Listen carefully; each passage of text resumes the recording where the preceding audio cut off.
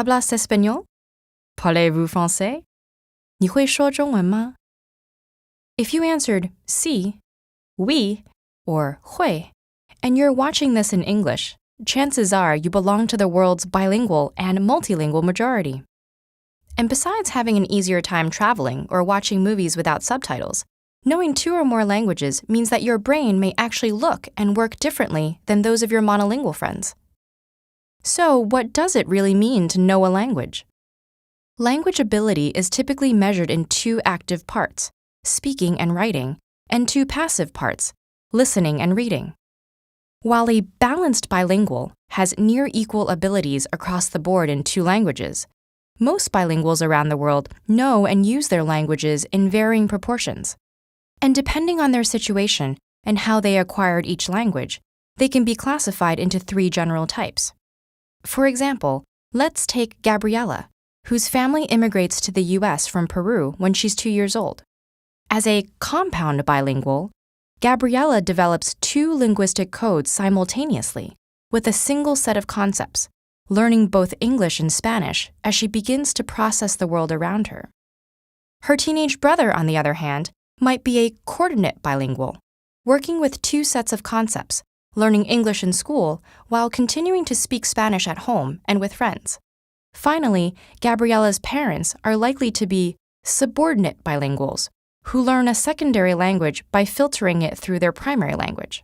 Because all types of bilingual people can become fully proficient in a language regardless of accent or pronunciation, the difference may not be apparent to a casual observer.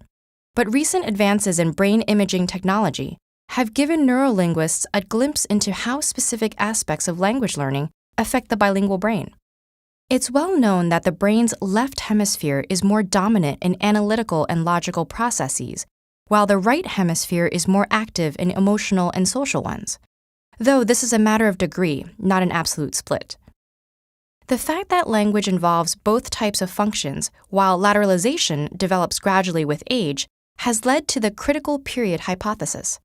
According to this theory, children learn languages more easily because the plasticity of their developing brains lets them use both hemispheres in language acquisition, while in most adults, language is lateralized to one hemisphere, usually the left.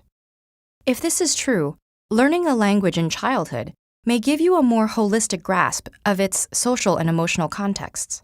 Conversely, recent research showed that people who learned a second language in adulthood exhibit less emotional bias and a more rational approach when confronting problems in the second language than in their native one.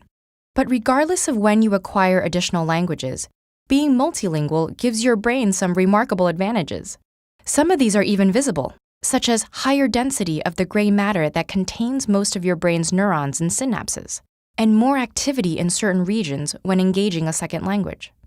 The heightened workout a bilingual brain receives throughout its life can also help delay the onset of diseases like Alzheimer's and dementia by as much as 5 years.